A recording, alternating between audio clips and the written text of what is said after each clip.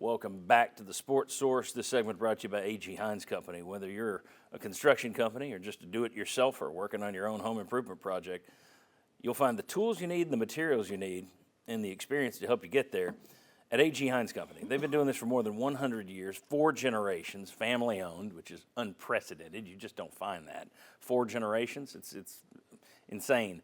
AGHeins.com is where you can learn more. They also have a store in Blunteville. If you're up in Upper East Tennessee watching us on YouTube, you can get A.G. Heins Company to help you create your dream build, whether you're a big company or just a do-it-yourselfer. A.G. Heins Company. All right, take a look here. These are some numbers from just some guys who've been mentioned according to Tennessee, attached to Tennessee.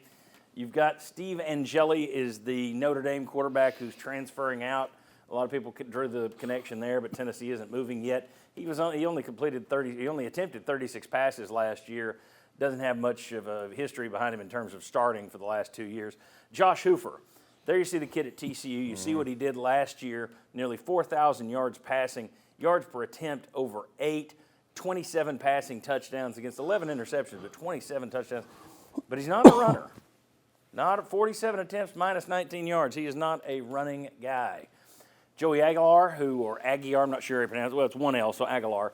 That's who Chuck mentioned in the last segment at Appy State. He's at UCLA now. He would be the guy. He signed with UCLA this offseason. That's who Nico would be replacing at UCLA, and Aguilar is taking steps to look around. You see there only 56% completion percentage. Did throw for 3,000 yards. They put it up a lot. 23 touchdowns, 14 interceptions, not a great rate there. 200 yards rushing, 2 touchdowns. Avery Johnson and Rocco Becht are 2 guys who both of their fan bases feel Tennessee went after them. Most people think Tennessee has called every quarterback in the Big 12 basically so far. You see their numbers. The one, though, that stands out is the guy you went after and offered $1 million raise to, and Josh Heupel doesn't run the football. And we'll get into some other stuff here, but I just want to start right there because there are tons of people who say, you got to have a running quarterback to make this offense go. Obviously, Josh Heupel doesn't necessarily feel that way. He's also had guys who he's won with who haven't been big run guys. Right. So this offense is not just if you don't have a mobile quarterback, it dies. Would it help? I think it helps every offense to have a guy who can run, no question. Exactly. But I just thought that one needs to be pointed out. 47 carries last year, minus 19 yards, so basically sack yardage. All right. Gentlemen, any thoughts on what you're seeing there? What does it tell you in terms of these numbers? I mean, that's a lot of interceptions. It's one thing Nico didn't do, only 5 picks all year. And now in this system, Hendon Hooker didn't throw a lot of picks in this system. Joe Milton didn't throw picks in this system. Maybe it's the system, but still. Tyler, go ahead. So my time before I came back to Knoxville, I did Big 10 and Big 12 work. And I've called around the Big 12, and I sat there and said, let me talk to you about a couple of the guys. One of those quarterbacks was a program I used to cover in Iowa State.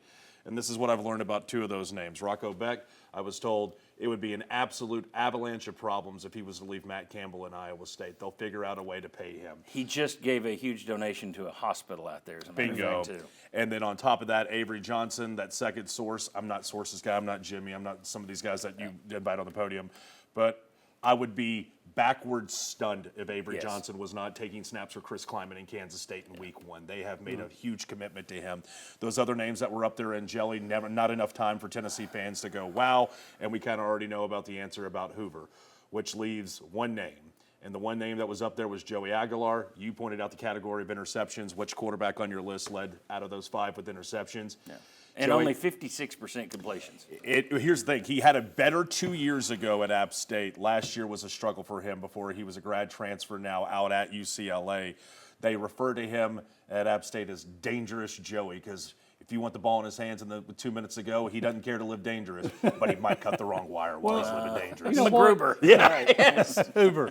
You know what? I look at that list, and it takes me right back to Merklinger, right? Yeah. I mean, and John, you might like this. Dewey Warren, the swamp rat, just texted me and says, give Jake a chance. He is from my hometown. He can play. Well, there you go. So he got the swamp Savannah, rat registered in. Yeah. But I mean, that just means I circle back to who you have. I mean, and I think that may be best for this team. Sometimes in sports, there's addition by subtraction.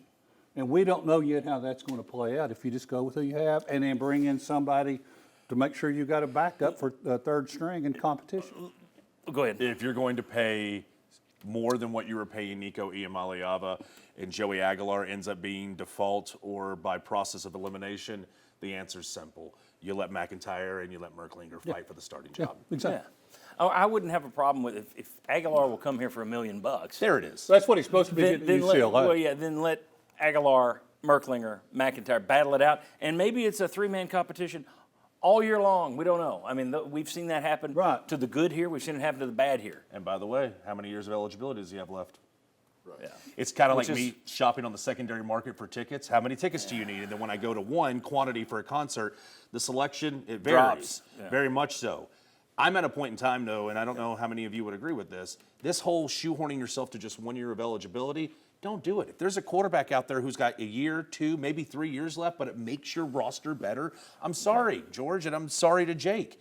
If it's better than what you can get right now for the future, you were already going to run into this problem, and I know that's probably what you're getting to. Okay. Here's the issue we talked about last week. I'm sorry, we got to. No, continue. Okay. Last week we did mention on the show that there's a complicating factor here, and it's a 5-star factor. It's Faison Brandon, who's the top quarterback, who is committed to arrive next year. He was ready. Nico was not going to be back next year. Nico was going to be successful in going to the pros, or Nico was off your books and he was going to go somewhere else and complain about the offense is what made me look bad, and that's what it was going to be. He was not going to be back here next year because Brandon is the guy that's the cash is there. McIntyre is accounted for with the cash there. If Merklinger or McIntyre take this job as young guys, does that cause Faison Brandon to look elsewhere? Possible. I also don't know that you can sit here in this day and age now and worry about it, because who's to say this offseason some school doesn't get crazy and say, here's $8 million, Faison, come here. And he says, sorry, Tennessee, I'm gone. Yeah. And you've adjusted your whole quarterback situation this year to make sure he's here, and you don't know what the future holds. I don't think you can worry about Faison Brandon, personally.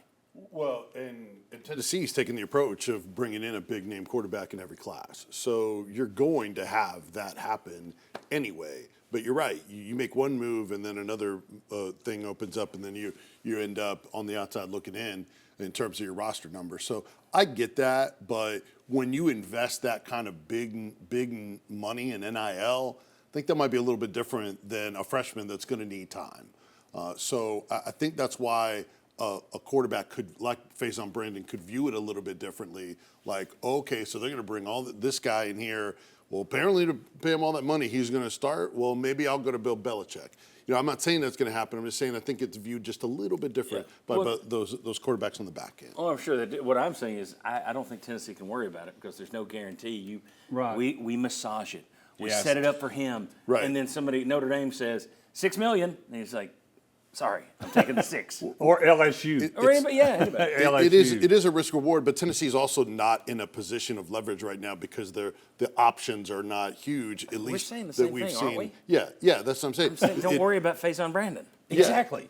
And I think a lot of those names that you saw, we've seen, including what you have on the board, they're guys that aren't proven, that are willing to come, that would be willing to come. I mean, 2 of them aren't even in the transfer portal. Correct. So neither was Hoover. You're trying to get tampering to get these guys into the portal. That's exactly right. But everybody else that's out there is not an experienced kind of veteran guy that you can add to the list. And outside of your list, I'm just saying the options are very thin. They don't fit the profile of what Tennessee would want. Vince, also, you just brought it up. Tennessee has now a track record of hunting the big quarterbacks, 5 stars, and bringing them in. They've done it repeatedly. Mm-hmm. You brought something up on our show Monday this week, though. How many of these 5-star quarterbacks from our most recent class are still actually at the college that originally brought them? I don't want to talk out of both sides of my mouth, but you got a lot of concerns on both angles. Yeah, exactly. The class of 2023, the top 8 quarterbacks who signed, 7 of them have already changed their school. Right. 2 years, 7 of the top 8 have gone, and the one who didn't is Arch Manning, who's got all the money in the world.